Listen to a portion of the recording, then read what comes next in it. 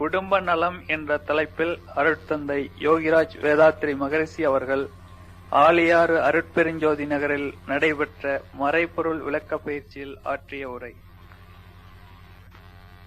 இந்த குடும்ப நலம் என்ற ஒரு பொருள் பற்றி எடுத்துக்கொண்டீங்கன்னா, குடும்ப நலம் இல்லாம மனிதனுடைய வாழ்க்கையில அமைதி, வெற்றி, வேற எந்த வெற்றியும் வந்தாலும் அது வெற்றியாகவோ மகிழ்ச்சியாகவோ இருக்காது. அத அனுபவிப்பது, பாதுகாப்பது என்பதெல்லாம் நம்மண்டதான் இருக்கு. குடும்பம் என்ற போது நீங்க முக்கியமா கருத வேண்டியது கணவன் மனைவி உறவை தான் முதலாக வைத்து குடும்பம் என்பதே வர்றது. 4 வகை ஆசிரமங்கள் வச்சாங்க பாருங்க. பிரம்மச்சரியம், கிரகஸ்தம், வானப்பிரஸ்தம், சந்நியாசம். 4 வகையில பிரம்மச்சரியம் என்பது கல்வி கற்கும் காலம் தான், வேற ஒண்ணும் இல்லை. கல்வி கற்கும் காலத்துல 4 வகையான திறமையை மனிதனுக்கு ஊட்டணும்னு வச்சாங்க. எழுத்தறிவு, தொழிலறிவு, இயற்கை தத்துவ அறிவு, ஒழுக்க பழக்கங்கள். இதுதான் கல்வி. இந்த கல்வியில இந்த கல்வி முடிகிற வரைக்கும் திருமணம் செய்து கொள்ளக்கூடாது. கல்வியை நல்லா முழுமையாக முடிக்கணும் என்ற போது திருமணம் இல்லாம தனியாக பிரம்மச்சரியாக இருக்கணும். பிரம்மச்சரியம் என்பதை ஏதோ ஒரு பூட்டகமான வார்த்தையா நினைக்கிறோம்.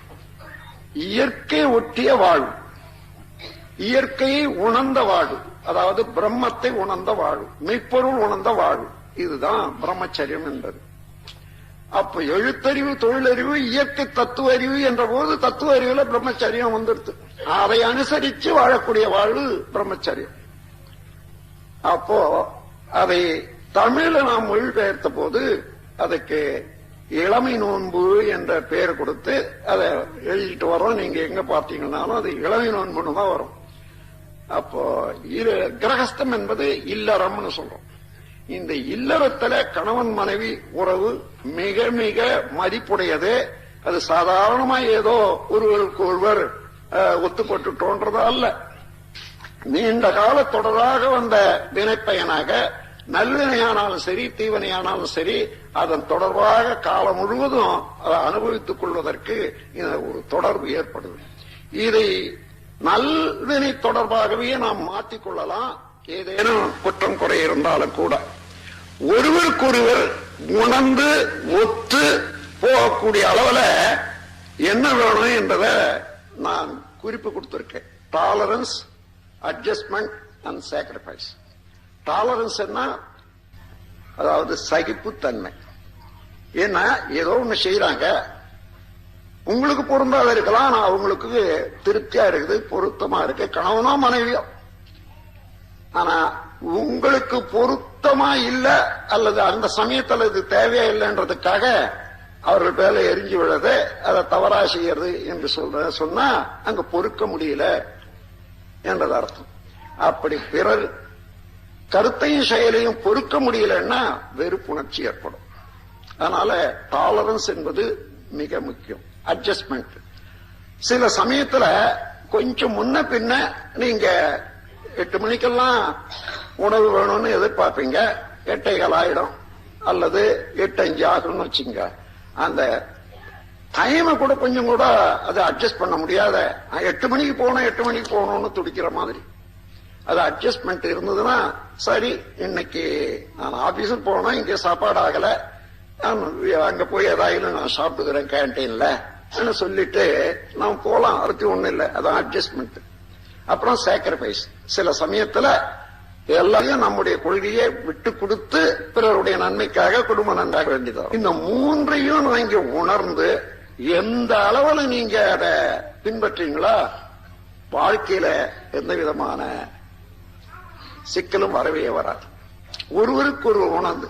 ஆனா நாம இதுல என்ன தவறுன்னா, ஒவ்வொருத்தரும் திருமணம் ஆகிறதுக்கு முன்னாடியே அந்த திருமணம் பேசி முடிச்சதோ அல்லது பெண்ணு பார்த்து முடிச்சதோ பிள்ளை பார்த்து முடிச்சதோ ஒரு பெரிய கற்பனை. அது தேவலோகத்தில இருந்து எனக்கு கணவன் வராரு என்று. அதே போல எனக்கு பெரிய அந்தஸ்து உள்ள பெண்ணு வர போறான். இப்படி இருக்கணும், அப்படி இருக்கணும், அப்படி இருக்கணும், இப்படி இருக்கணும்னு மனசால மூட்டை கட்டிக்கிட்டே இருக்கிறது, கோலம் போட்டுக்கிட்டே இருக்கிறது. அந்த கற்பனையினால என்ன ஆகுது, யதார்த்தமா இந்த கற்பனை பண்றதை விட எத்தனை பேர் கல்யாணம் பண்ணிட்டு இருக்காங்க, அவங்க ஒருத்தரோட ஒருத்தர் எப்படி இருக்காங்க, ஏதோ சிரமமும் இருக்குது, நட்டமும் இருக்குது, கஷ்டமும் இருக்குது, அவங்களெல்லாம் பாக்குறாங்களோ அது போலதான் நம்ம வாழ்க்கை இருக்கும்னு தெரிஞ்சுக்கிட்டு இருந்தா உண்மையாக ஏதோ ஒரு சிக்கல் வரும்போது ஒண்ணுமே தெரியாதது. எல்லாரும் இது இயல்பையா இருக்கு, நான் என்ன செய்யணும்னு தெரிஞ்சுக்கலாம். ஆனா இவர் கற்பனை பண்ணிட்டு இருக்காங்க பாருங்க, அதுல இருந்து ஒரு சிறு தப்பு இருந்தாலும் கூட, சிறு மாற்றம் இருந்தா கூட தாங்க முடியல.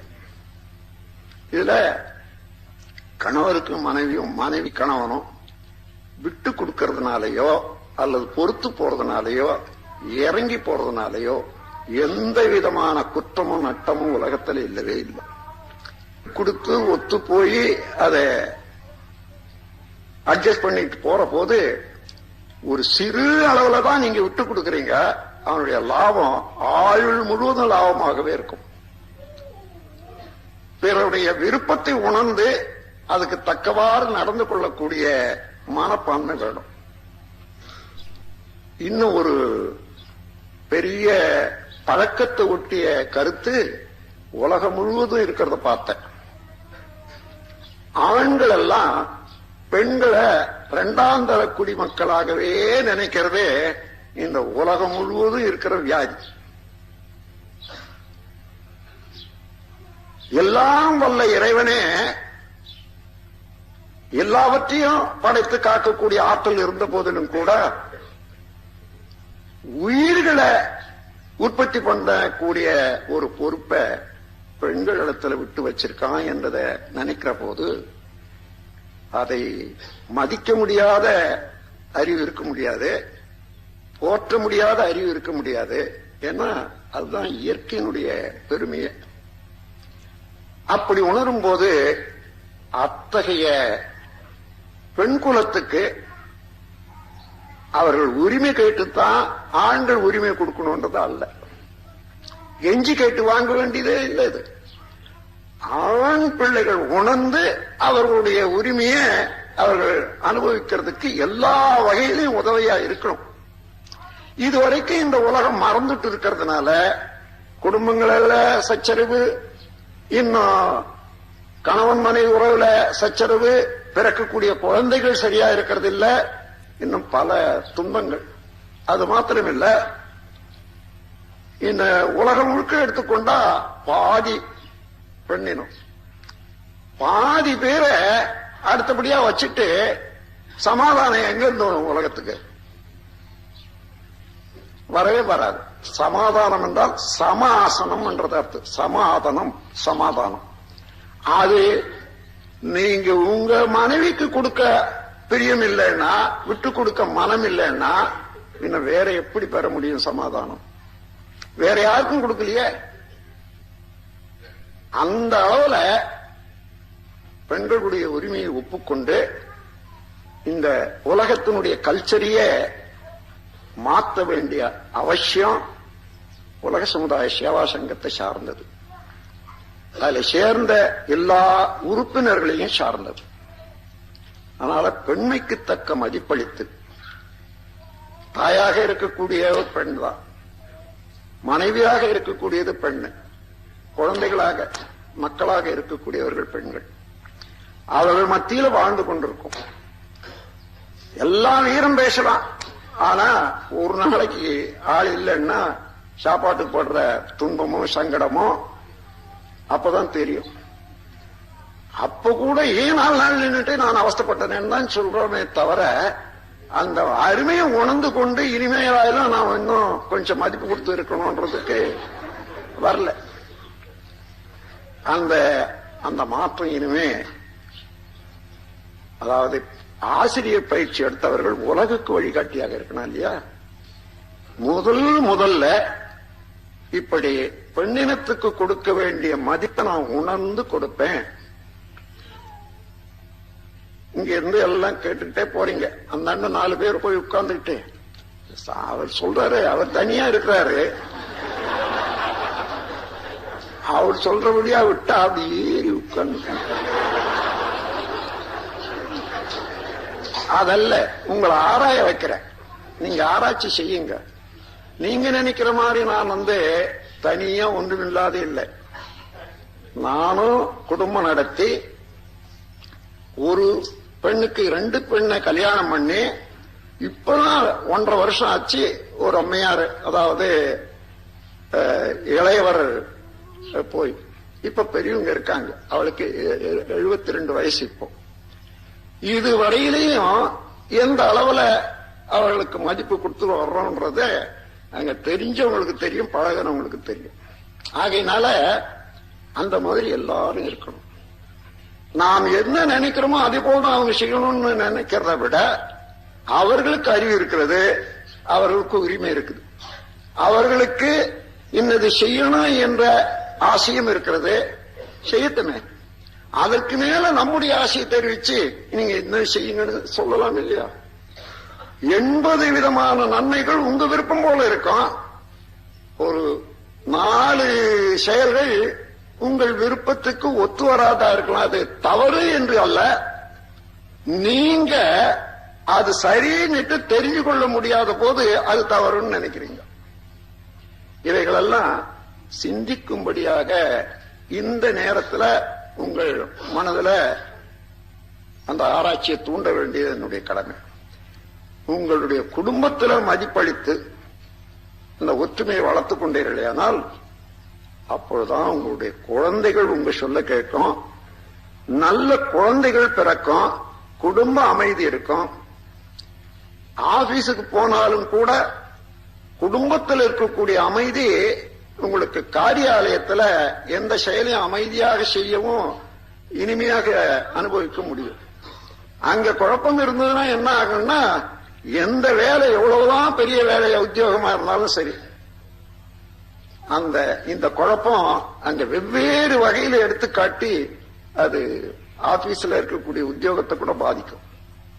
ஆகையினால இனி வருங்காலத்துல முதல்ல பெண்களுக்கு கொடுக்க வேண்டிய ஒரு பெருமை, மதிப்பு, அதை கொடுத்துத்தான் ஆகணும். அதுதான் சமாதானத்துக்கு. ஏன்னா நம்ம சமாதான வாழ்வை முன்னோக்கி நிக்கிறோம், அமைதி வாழ்வை முன்னோக்கி நிக்கிறோம். அதற்காகவே நம்முடைய சங்கத்தை அமைச்சிருக்கோம். ஒன்று.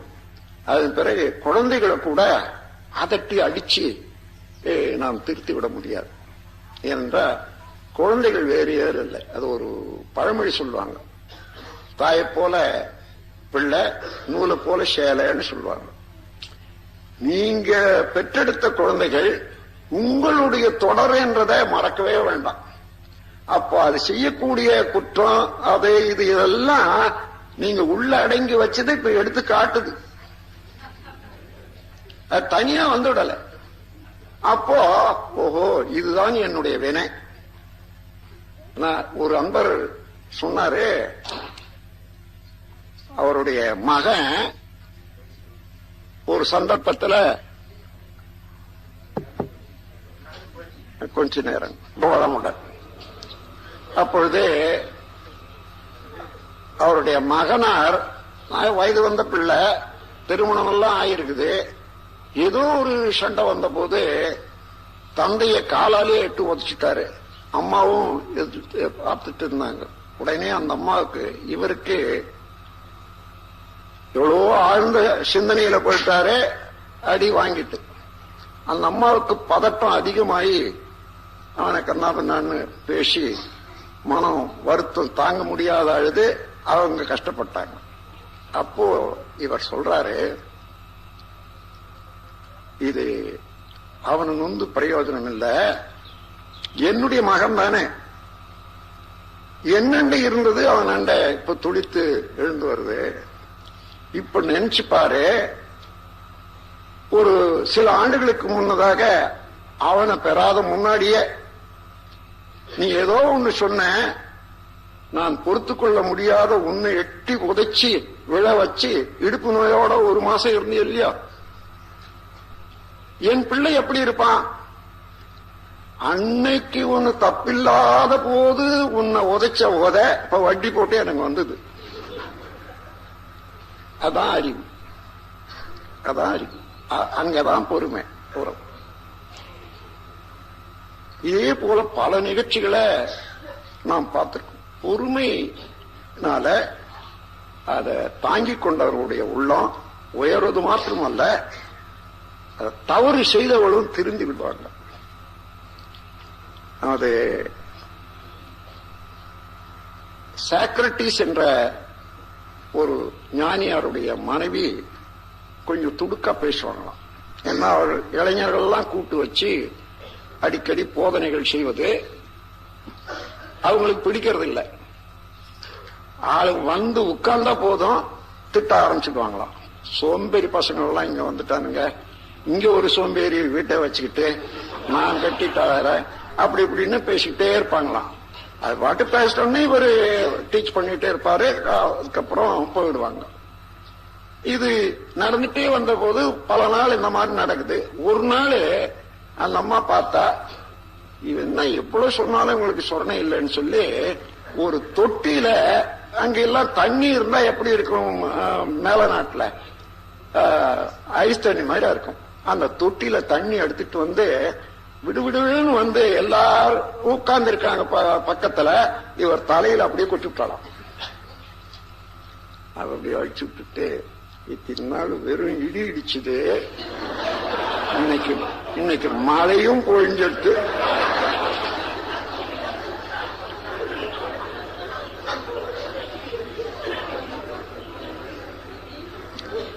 அவருடைய பொறுமைதான் வள்ளுவத்துல போற்றப்படுகிறது. இன்னைக்கு எடுத்து சொல்றேன். வள்ளுவர் காலத்துக்கு 250 ஆண்டுகளுக்கு முன்னதாக நடந்த நிகழ்ச்சி இது. வள்ளுவத்துல குறிப்பிடுறாரு. அவரை இந்த இளைஞர்களுக்கு நல்ல போதனைய, உண்மையான தெய்வம் என்னதுதான் என்றதை உணர்த்திய ஒரு குற்றத்துக்காக, அது இவர்கள் போற போக்குக்கு, அதாவது சர்ச்சில் உள்ள பாதிரிமார்கள் போன போக்குக்கு இவர் சொல்றது வித்தியாசமா இருக்குதுன்னு சொல்லி இவர் பேர்ல குற்றம் சாட்டி மரண தண்டனை கொடுத்துட்டாங்க. மரண தண்டனைன்னா, அதாவது இந்த கோனியம் என்ற ஒரு விஷம், அந்த விஷம் சாப்பிட்டா என்ன ஆகும்னா முதல்ல காலில் தான் மறக்கும். அப்படியே மறத்து கொண்டே வந்து இருதயம் மறத்து போற போது விழுந்துருவாங்க. அந்த மாதிரி விஷத்தை அவருக்கு கையில கொடுத்து, இதுதான் நீ சாப்பிட வேண்டியது, இதை சாப்பிட்டுட்டு நீ மரணம் அடையணும்னு சபையிலேயே கொடுத்துருக்காங்க. அப்போ அவரு சில இதெல்லாம் நீதி எல்லாம் இப்போ சொன்னதாக அந்த லெக்சர்ல வருது. அப்படி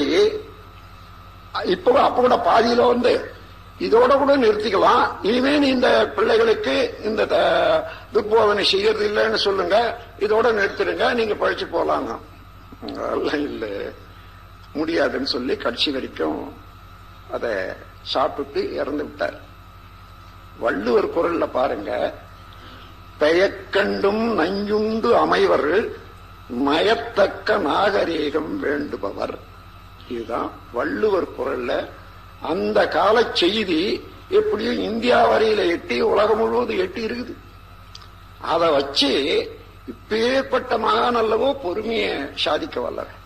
பெயக்கண்டும் நஞ்சுண்டு அமைவர் நயத்தக்க நாகரீகம் வேண்டுபவர். அம்மாதிரியா இருக்கிறத விட்டுட்டு சிறு சிறு விஷயங்களுக்கெல்லாம் சினம் கொண்டு, சினம் கொள்வது பிறரை அவமதித்தல் என்பது மறக்க வேண்டாம். இன்சல்ட், யார் மேல சினம் கொண்டாலும் அவர்களை இன்சல்ட் பண்றோன்றது அர்த்தம். அது மாத்திரம் இல்ல, அங்க யாராலும் விருந்து வந்து உட்கார்ந்து இருந்தா கூட சரி, அந்த இன்சல்ட் என்ற அலை இருக்குது பாருங்க, அவங்களோட எழுந்து போயிடுவாங்க. 2 பேர் இங்க சண்டை போட்டுட்டு இருந்தா, அதுக்கு மேல கணவன் மனைவி உறவுல ஒருவரோடு ஒருவர் உயிரையே இணைத்துக் கொண்டு இருக்கக்கூடிய எல்லா லாப நஷ்டங்களையும் பங்கு பெறக்கூடிய அளவுக்கு தியாக உணர்வோடு தான் வாழக்கூடியவர்கள். அப்பேற்பட்டவர்களுக்கு மனம் நொந்து வருத்தப்படுற அளவுக்கு ஒருவருக்கு ஒருவர் நடந்து கொள்ற போது இந்த வருத்தம் சாபமாகத்தான் மாறும். நீங்க அப்படி இருக்கக்கூடிய குடும்பங்கள்ல பாத்தீங்கன்னா இந்த வருத்தத்தினுடைய அலைய அந்த குடும்பத்துல நோய்களாக கணவனுக்கோ மனைவிக்கோ 2 பேருக்குமோ. இன்னும் மீறி போற போது ஆக்சிடென்ட்ஸ் எல்லாம் வரக்கூடியது, பெரும் அளவுல ஆக்சிடென்ட்ஸ் வரக்கூடியது கணவன் மனைவி உறவுல ஒருத்தருக்கு ஒருத்தர் மனம் நோக செய்து அந்த அலையை ஏற்படுத்திக் கொள்ள குடும்பங்கள்ல அதிகமாக ஆக்சிடென்ட்ஸ் வர்றதாக கண்டுபிடிச்சிருக்காங்க. அன்பர்களே, ஆகையினால எந்த செயல் செய்தாலும் அந்த செயலுக்குள்ளாகவே விளைவ தெரிந்து கொள்ளக்கூடிய நாம் நல்லதே செய்யும். ஒருவேளை தவறா கூட இருக்குதுன்னு வச்சுங்க, அதை கண்டுக்காத அல்லது பின்னால எடுத்து ஒன்னா சொல்லலாம், அதை பொறுத்து கொண்டு நீங்க பாருங்க. அதுக்கப்புறம் அவர்களே தவறு செய்ய மாட்டாங்க. ஒரு யாரா இருந்தாலும் சரி, கணவனா இருந்தாலும் சரி, மனைவியா இருந்தாலும் சரி, 2 பேருமே இந்த அதுதான் நான் வாழ்த்துவது என்றது, திருமணத்தில் வாழ்த்துவது என்ற இதுக்கு ஒரு கவி எழுதி வாழ்த்துவது உண்டு. சிக்கனமும் சிந்தனையும் சிறந்த பண்பும் சீர்திருத்தமுடன் வாழும் துணிவும் கொண்டு எக்கணமும் இருவருமே பிறர் உள்ளத்தில் எழுகின்ற உணர்ச்சிகளை கூர்ந்துணர்ந்து அக்கணத்தின் சூழ்நிலையை பயனாய்க் கொண்டு ஆராய்ந்து பின்விளைவை கணித்துக் கொண்டு மிக்க நலமுள்ள வழியே செயல்களாற்றி மேலான அறவழியில் வாழ வேண்டும் என்றுதான் நான் வாழ்த்துவது. அந்த முறையில ஒருவருக்கொரு மனதை உணர்ந்து அவர்கள் இனிமையாக இருக்க, அவர்கள் மகிழ்ச்சியாக இருக்க நான் என்ன செய்ய முடியும், என்ன செய்ய வேண்டும் என்று நினைச்சா அப்போ செய்யற செயலெல்லாம் நன்மையாக வரும். இந்த நினைவு இருக்கணும். சிறு சிறு குற்றங்களோ தவறுகளோ இருந்தா தவறா கூட இருக்காதே, நான் நினைச்சிட்டு இருப்பேன் இதுதான் சரின்னுட்டு நான் தப்பாவேன். ஆனா அவங்க சரியா செய்தாலும் கூட அந்த தப்புன்னு நினைச்சிட்டு இருந்த நினைப்புக்கு இது ஒத்து பார்க்கிற போது அது ஏறுமாறா தெரியும். அதனால நாம் ஒத்துக்கிறது இல்லை. அதனால அவரவர்களுக்குரிய உரிமையும் அவர்களுடைய சுதந்திரமும் அளித்து அதே நேரத்தில் ஒவ்வொருவருடைய கடமையும் சரியாக செய்ய வேணுமானால் அவர்களுக்கு என்ன நன்மை செய்ய வேணும். எனக்கு ஒரு அம்மையார் வந்தாங்க, என்னண்ட கணவனை பத்தி கம்ப்ளைண்ட் சுமார் ஒரு நீளமா ஒரு 10 கம்ப்ளைண்ட் படிச்சாங்க. இந்த மாதிரி குடும்பத்தில் நான் எப்படி வாழறது? சரி, அதெல்லாம் வாங்கி வச்சுக்கிட்டேன். அம்மா, அவர் உங்களுக்கு எத்தனை விதமான நன்மை செய்திருக்கிறாருன்றதை கவனிச்சு பாருமான்னு. ரொம்ப நன்மை செய்திருக்காருங்க, அவருடைய ஆயுள் பரியந்தான் அதை எனக்கு செய்த நன்மையை மறைக்கவே முடியாது. நான் இங்க அவரை கல்யாணம் பண்ணிக்கும் போது 7வது படிச்சுட்டு தான் நான் இருந்தேன். அந்த சமயத்திலே கல்யாணம் பண்ணி கொடுத்துட்டாங்க. அதுக்கப்புறம் எனக்கு SSLC வரைக்கும் படிக்க வச்சு அதன் பிறகு BA படிக்க வச்சு BAல இருந்து MA படிக்க வச்சு ஆசிரியர் படிச்சு வச்சு இன்னைக்கு 3000 ரூபாய் நான் சம்பளம் வாங்கிட்டு வர்றேன். இந்த அளவுக்கும் அவர் தான் எனக்கு காலையில இருந்து மாலை வரைக்கும் எடுத்த கஷ்டம் சொல்ல முடியாது. அது மாத்திரம் இல்லைங்க, இன்னும் கூட நான் கடையில போய் ஒரு காய்கறி வாங்க எனக்கு தெரியாது, அவர் தான் வாங்கி வந்து கொடுப்பாரு. அப்படி குடும்ப வேலைகள் எல்லாம் ஒழுங்கா செய்யக்கூடியது. அப்படி பார்த்தா அவருடைய ஒரு செயல் எவ்வளவு தூரம் நன்மைன்னு நான் விளக்கவே முடியாது. அந்த அளவுக்கு ஒரு பெருமனம் படைச்சவர் தான். அவ்வளவுதான் நினைச்சுக்கிட்டு நீ ஆனந்தப்படுறதை விட்டுட்டு இந்த சின்ன சின்ன குற்றத்தை எழுதி வச்சுக்கிட்டு படிக்க ஆரம்பிக்கிறியம்மா ஏன்னு கேட்டேன். இது என்னுடைய அறியாமை தானுங்க. இன்னையில இருந்து நீங்களானாலும் சரி, உங்களுக்கு வேண்டிய தொழில்களுக்கானாலும் சரி, கணவன் செய்த நன்மையை மாத்திரம் எடுத்து நினைச்சு நான் செய்ய வேண்டிய கடமை என்ன என்றதை உணர்ந்து போறத அளவுக்கு மனசு திருப்பிக்கிங்கன்னு சொன்னேன். அப்புறம் 2 ஆண்டு பொறுத்து மீண்டும் அங்க நான் போன போது அந்த அம்மா சொல்றாங்க, என்னுடைய பள்ளியில 40 ஆசிரியர்கள் இருக்காங்க, ஆசிரியர்கள். அவர்கள் எல்லாமே சேர்ந்து என்ன குருவா மதிக்கிறாங்க.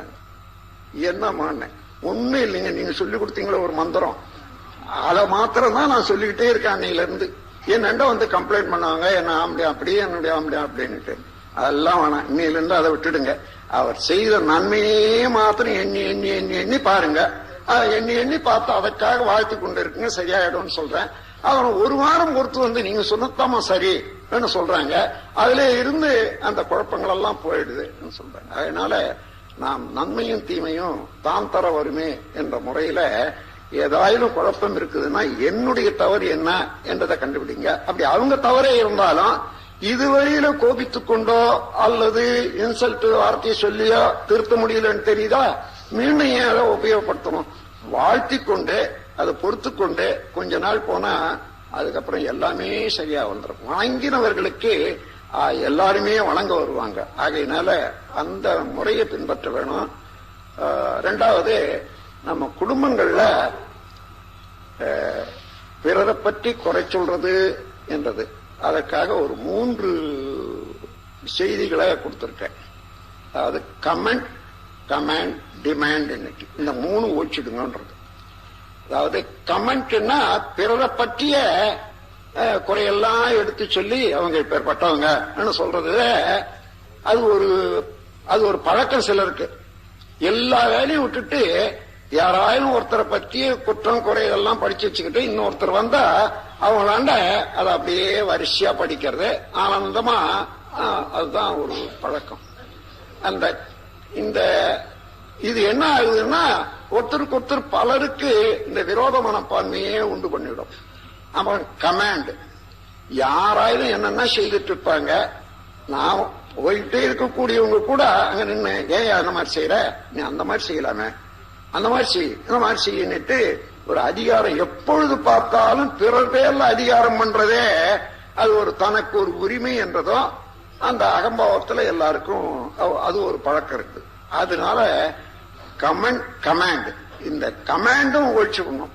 அவர்களுக்கு அறிவு இருக்கிறது, நம்ம போல அவர்களும் அறிவுடையவர்கள் என்று நம்பினா கமாண்ட் பண்ண வேண்டியதே இல்லை. அவங்க சிறு தவறு செய்தா கூட அவங்களா திருத்திக் கொள்ள முடியும். நீங்க எடுத்துக்காட்டி தான் திருத்தணும்ன்றது அவசியம் இல்லை. நீங்க கொஞ்சம் அதுக்காகத்தான் நான் இந்த மௌன காலத்துல சொல்றது உண்டு. மௌனம் நீங்க இருக்கிற போது பல நிகழ்ச்சிகள் நடக்கும். அப்போ நீங்க ஒன்னும் பேச முடியாது இல்லையா? நீங்க சாதாரணமா என்ன நினைப்பீங்க, நான் சொல்லிதான் ஆகணும், இல்லைன்னா அவங்க கெடுத்துருவாங்கன்னு நீங்க நினைப்பீங்க. மௌனம் இருக்கிற போது கவனிங்க எப்படி நடக்குதுன்னுட்டு. முன்னே விட செம்மையா நடக்கும். இதுவே நமக்கு அறிவுரையாக அமையும். இப்ப கூட நேத்து ஒரு பையன் நான் மௌனம் இருக்க போறேன்னு சொன்னான். ரொம்ப உங்க குடும்பத்துக்கு ரொம்ப நல்லதுப்பா, உன்னால இருக்கிற தொல்லை ஒரு நாளைக்கு அதில் இல்லாத இருப்பாங்க அவங்க சொன்னேன். அந்த மாதிரி இந்த தலையீடு என்பது இருக்குது பாருங்க, இன்டர்பியரன்ஸ், அத போட பாவம் வேற ஒண்ணும் இல்லை. என்ன நாம் செய்யறதுதான் சரி, நமக்கு தான் சரியா தெரியும் என்பது ஒரு அகம்பாவம் எல்லாருக்கும் இருக்குது. அதையே காட்டி கொடுக்கறதுக்கு யார் என்ன சொன்னாலும் செய்தாலும் அதுல குறுக்க போய் அது சரியில்லை இதுதான் சரின்னுட்டு எதாவது கெடுத்து வைக்கிறது. இப்படி சிலருக்கு இயல்பாக இருக்கும். அந்த பழக்கமும் கூடாது. கமெண்ட், டிமாண்ட், எனக்கு இது கொடு, எனக்கு இது கொடு, எனக்கு இது வேணும்னுட்டு பிறதாண்ட டிமாண்ட் பண்ணி கேட்கறது என்றது அது வெறுப்புணர்ச்சியே சமுதாயத்துல ஏற்படுத்த முடியும். இந்த கமெண்ட்டும் வேண்டாம், கமாண்டும் வேணாம், டிமாண்டும் வேணாம். அந்த அளவுக்கு கூர்ந்து நாம நம்முடைய செயல்களை ஒழுங்குபடுத்திக் கொண்டா நீங்க என்ன நினைக்கிறீங்களோ என்ன வேணுமோ தானாக வரும்.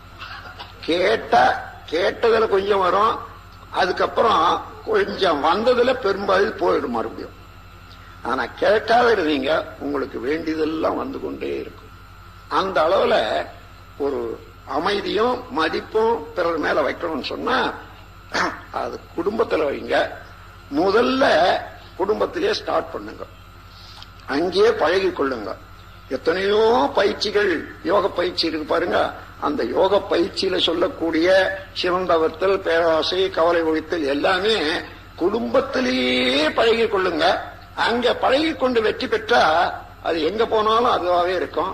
அந்த அளவுக்கு நம்முடைய கேரக்டரும் விருத்தியாகும் என்று சொல்லி இது குடும்ப அமைதிக்கு ஒரு சுருக்கமாக ஒரே ஒரு பொருளை வச்சு இவ்வளவு தூரம் நான் எடுத்து காமிச்சிருக்கேன். எல்லாம் சிந்திக்க ஆற்றல் உடையவர்கள், குடும்பத்துல ஈடுபட்டு இருக்கக்கூடியவர்கள். உங்களுக்கு தெரியாதில்லை. இன்னும் ஒரு சிறு சந்தர்ப்பத்தை சொல்லிவிட்டு நான் அதை முடிச்சுக்கிறேன். எனக்கு 2 மனைவிகள் என்றது சிலருக்கு தெரியும், சிலருக்கு தெரியாது. வாழ்க்கை வழக்கம் படிச்சவங்களுக்கு எல்லாருக்கும் தெரியும்.